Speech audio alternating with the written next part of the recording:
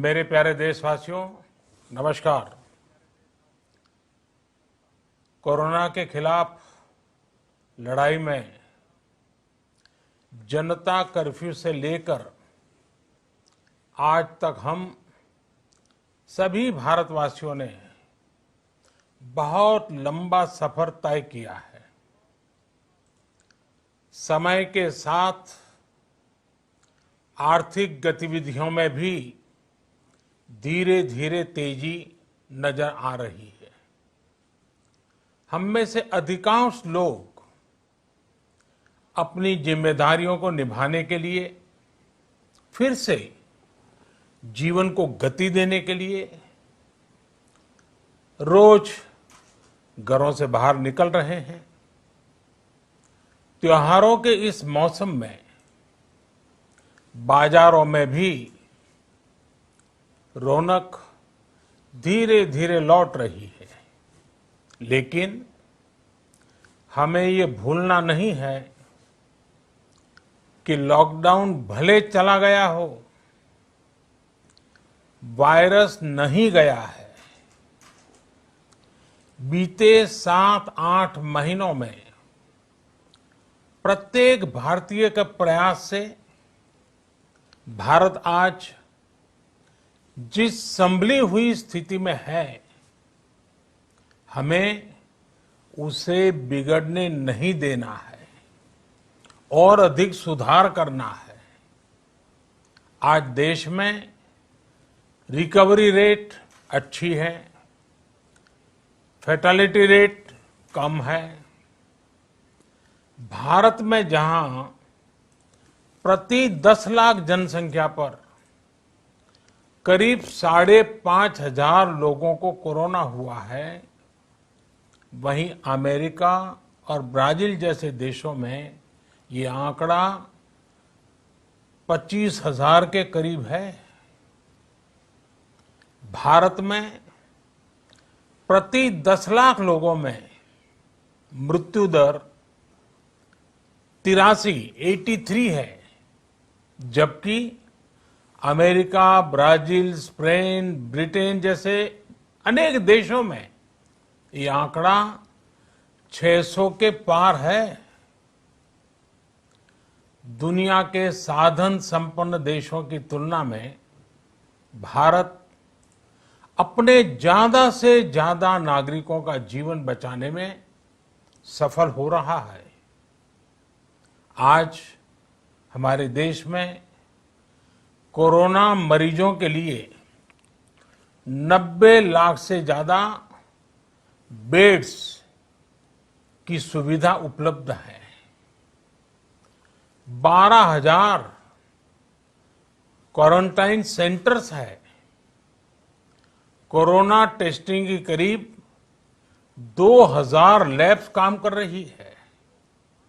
देश में टेस्ट की संख्या जल्द ही 10 करोड़ के आंकड़े को पार कर जाएगी। कोविड महामारी के खिलाफ लड़ाई में टेस्ट की बढ़ती संख्या हमारी एक बड़ी ताकत रही है। सेवा परमो धर्म के मंत्र पर चलते हुए हमारे डॉक्टर, हमारे नर्सिस, हमारे हेल्थ वर्कर्स, हमारे सुरक्षाकर्मी और भी सेवा के भाव से काम करने वाले लोग इतनी बड़ी आबादी की निस्वार्थ सेवा कर रहे हैं। इन सभी प्रयासों के बीच ये समय लापरवाह होने का नहीं है। ये समय ये मान लेने का नहीं है कि कोरोना चला गया या फिर अब कोरोना से कोई खतरा नहीं है। हाल के दिनों में हम सब ने बहुत सी तस्वीरें, वीडियो देखे हैं जिनमें साफ दिखता है कि कई लोगों ने अब सावधानी बरतना या तो बंद कर दिया है या बहुत ढिलाई ले आए हैं। ये बिल्कुल ठीक नहीं है। अगर आप लापरवाही बरत रहे हैं, बिना मास्क के बाहर निकल रहे हैं, तो आप अपने आप को, अपने परिवार को, अपने परिवार के बच्चों को, बुजुर्गों को उतने ही बड़े संकट में डाल रहे हैं। आप ध्यान रखिए, आज अमेरिका हो या फिर यूरोप के दूसरे देश, इन देशों में कोरोना के मामले कम हो रहे थे, लेकिन अचानक से फिर से बढ़ने लगे हैं और चिंताजनक वृद्धि हो रही है। साथियों, संत कबीरदास जी ने कहा है, पक्की खेती देखी के गर्व किया किसान, अजहू जोला बहुत है, घर आवे तब जान। अर्थात कई बार हम पकी हुई फसल देखकर ही अति आत्मविश्वास से भर जाते हैं कि अब तो काम हो गया, लेकिन जब तक फसल घर न आ जाए तब तक काम पूरा नहीं मानना चाहिए। यही कबीरदास जी कह के गए हैं। यानी जब तक सफलता पूरी न मिल जाए, लापरवाही नहीं करनी चाहिए। साथियों, जब तक इस महामारी की वैक्सीन नहीं आ जाती, हमें कोरोना से अपनी लड़ाई को रत्ती भर भी कमजोर नहीं पड़ने देना है। बरसों बाद हम ऐसा होता देख रहे हैं कि मानवता को बचाने के लिए युद्ध स्तर पर पूरी दुनिया में काम हो रहा है। अनेक देश इसके लिए काम कर रहे हैं। हमारे देश के वैज्ञानिक भी वैक्सीन के लिए जी जान से जुटे हैं। भारत में अभी कोरोना की कई वैक्सीन पर काम चल रहा है। इनमें कुछ एडवांस स्टेज पर है, आशास्पद स्थिति दिखती है। साथियों, कोरोना की वैक्सीन जब भी आएगी, वो जल्द से जल्द प्रत्येक भारतीय तक कैसे पहुंचे, इसके लिए भी सरकार की तैयारी जारी है। एक एक नागरिक तक वैक्सीन पहुंचे, इसके लिए तेजी से काम हो रहा है।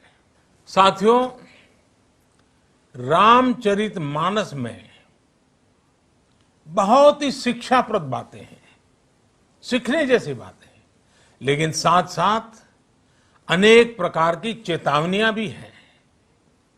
जैसे रामचरितमानस में बहुत बड़ी बात कही गई है, रिपु रुज पावक पाप, रिपु रुज पावक पाप, प्रभु अहि गनीय न छोट करी।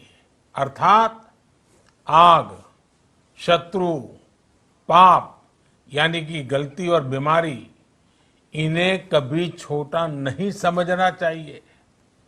जब तक इनका पूरा इलाज न हो जाए, इन्हें हल्के में नहीं लेना चाहिए। इसलिए याद रखिए, जब तक दवाई नहीं, तब तक ढिलाई नहीं। त्योहारों का समय हमारे जीवन में खुशियों का समय है, उल्लास का समय है। एक कठिन समय से निकलकर हम आगे बढ़ रहे हैं। थोड़ी सी लापरवाही हमारी गति को रोक सकती है, हमारी खुशियों को धूमिल कर सकती है। जीवन की जिम्मेदारियों को निभाना और सतर्कता, ये दोनों साथ साथ चलेंगे, तभी जीवन में खुशियां बनी रहेगी। 2 गज की दूरी, समय समय पर साबुन से हाथ धुलना और मास्क लगाना, इसका ध्यान रखिए। और मैं आप सबसे करबद्ध प्रार्थना करता हूं, आपको मैं सुरक्षित देखना चाहता हूं, आपके परिवार को सुखी देना चाहता हूं। ये त्योहार आपके जीवन में उत्साह और उमंग भरे, ऐसा वातावरण चाहता हूं। और इसलिए मैं बार बार हर देशवासी से आग्रह करता हूं।